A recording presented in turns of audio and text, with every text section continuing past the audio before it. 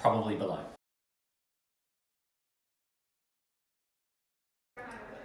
No, it's probably not enough. I would say more than 10 years.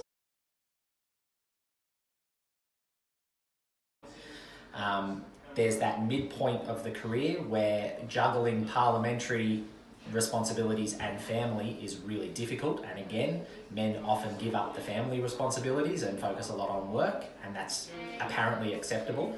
Get 50-50 representation, unless it was like a rule, not an aim, it won't happen for a long time.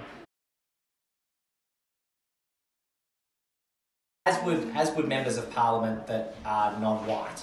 They would potentially have the same kind of aims as another ineffectively represented section of the community, like women. And so they come in with aims to change the underlying structure, whereas somebody who's already benefiting from the underlying structure wouldn't even really necessarily think that that should be something that they need to change. So, no, I don't think men can imagine what it's like to be a woman. To solve a problem for women, I think you would need the perspective of being a woman. I don't think men are going to solve that by themselves.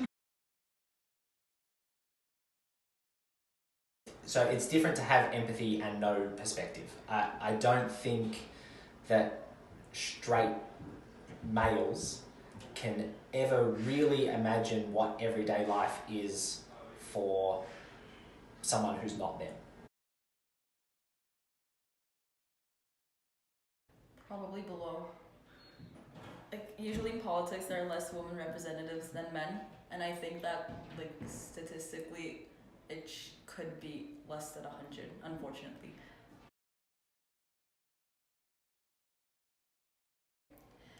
I don't think that this is enough number of women representatives. I don't think that gender should have an influence on politics, but I think there should be an equal number of men and women representatives in order to get different perspectives equally.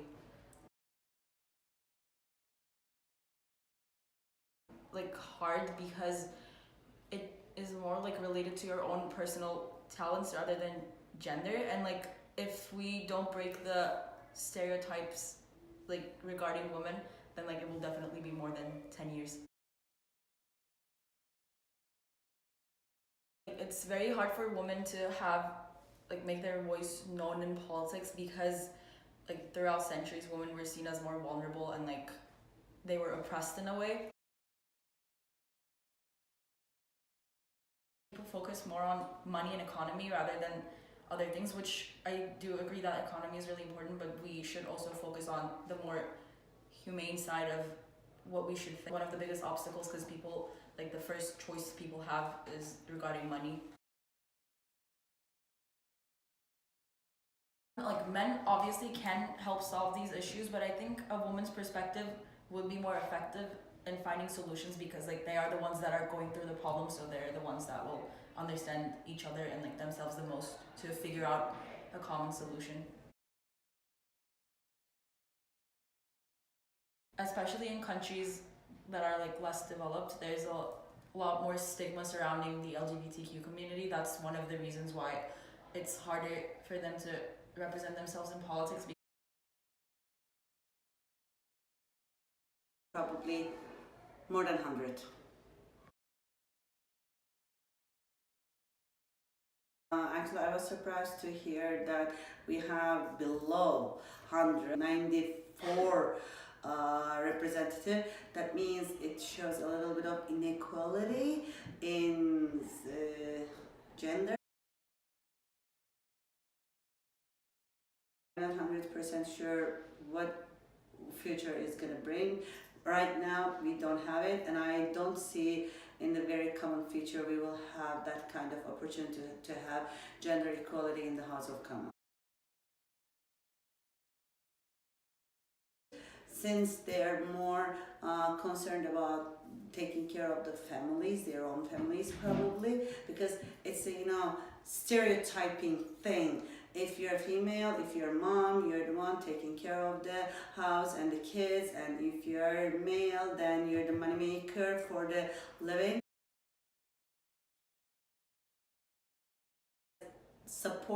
Usually supporters are supporting male candidates more, and actually to be in politics you need to have supporters.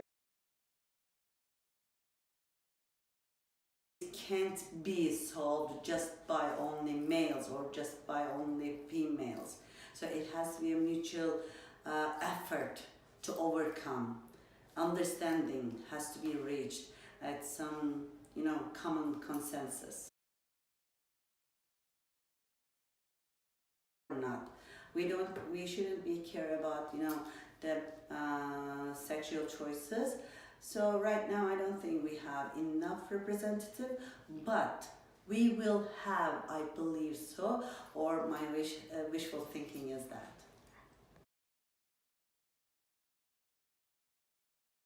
It should be more than 100 based on the gender equity policy, but it does fluctuate. Absolutely not. Especially, like I said, legally it is supposed to be now equal representation. Of course, it's not going to be. To be honest, because it's taken so long from now, I would love to say less than 10, but I'm definitely going to say more than 10. Much as it should be before then, it probably won't be.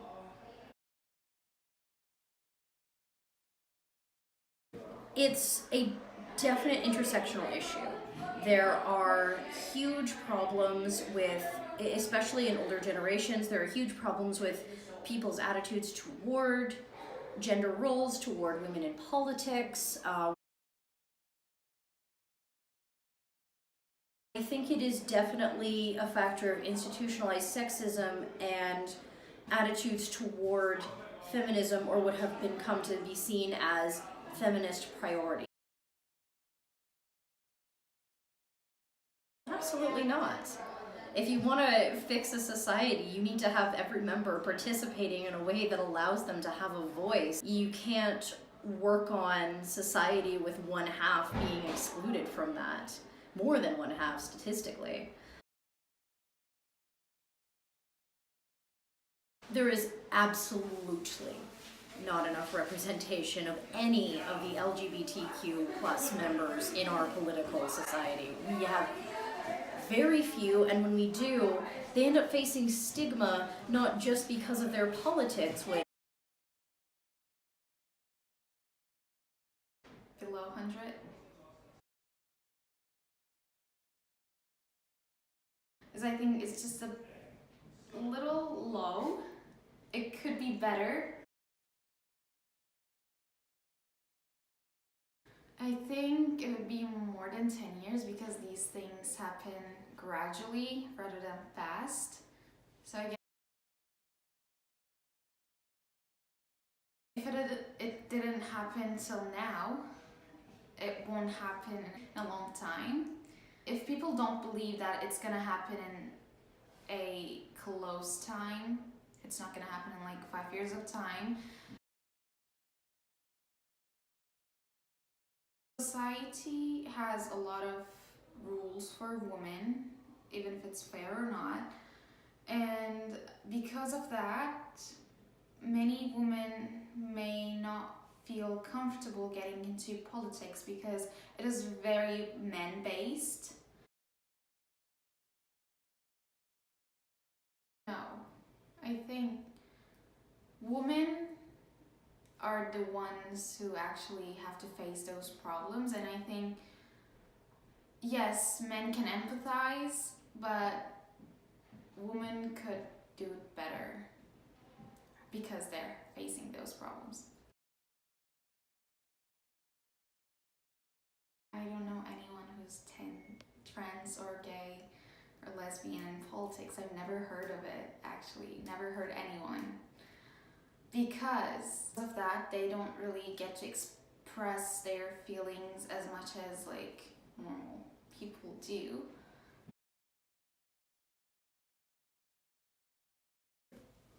assume that it's below 100 because women don't get represented much. No, I personally believe that the government should be 100% women, not just the senators, but literally everyone. You're laughing. I'm not kidding. I think women should rule the world. More than 10 years, for sure. I don't think it will ever be achieved, especially if we're talking in terms of Canada, because of the new identity laws. That's all I'm going to say.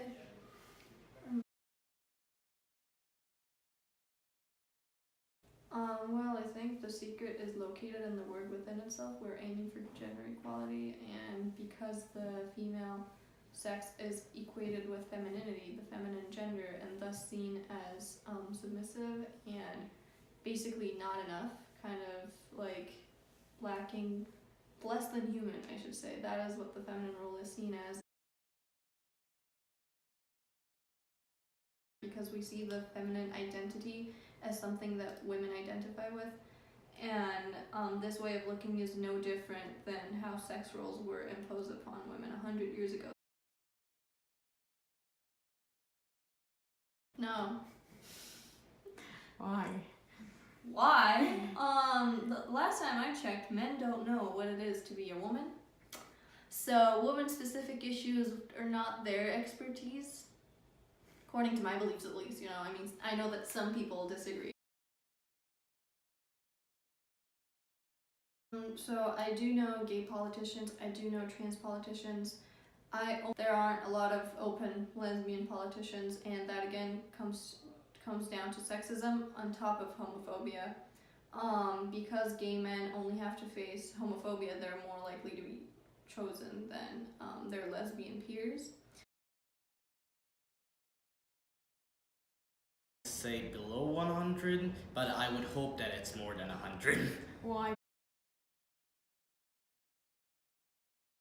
The House of Commons itself is a respectable system, to say the least. It's a nice implementation of democracy, but the number of women representatives is way below expectations. And they don't want to give up their spots for more proportional woman representation, but they kind of have to, since it's like tragically low, and it would be less than 10 years, but I'd say like it would be like 12 years at least, sadly. I mean, as I've said, in politics is morally a male-dominated place. Like, more males are in the system right now, and that leads to more males being elected by those males. They see themselves as more powerful than females in this case, which and basically, it's like they resist so much that it's absurd. Men think that women can't be in politics, and there's like a general notion of that, which is absolutely wrong, of course. Women feel like they're like trapped inside the society they live in. Again, this is caused by males most predominantly, but once you're in that state of mind, it's hard to get out of it, basically. It's like, it's non-existent, basically. Like, I myself don't know of any examples of it. But I'm going to say more than 100. No, I thought it was a lot more, so I'm surprised. I am very surprised that it is that, and female. Yeah. I think you're severely missing out on that female perspective. I would hope that it would be less than that, but I think considering how long it took to get to this point where our Prime Minister is comfortable saying it's 50%, and it took this long, I'm going to be realistic here and say it's going to have to take more than 10 years. I think it's still very much a man's game. A man's game. Yeah. And I think an old, antiquated way of thinking that women are too emotional, or that men are more learned in school, which is nonsense. There's this stance that women are inferior, and I think that it's silly because they're not in any capacity. And especially when we see male politicians out there now, I mean, half of them don't know what they're talking about. I think that if it's only men being represented, I think there will be less of a demand within the cabinet to actually fight whatever those issues are that are afflicting women or that women are going through. I know of a couple gay and lesbian members and people who are identifying as bi, but I don't think there's enough by any means, especially within the trans community. I think that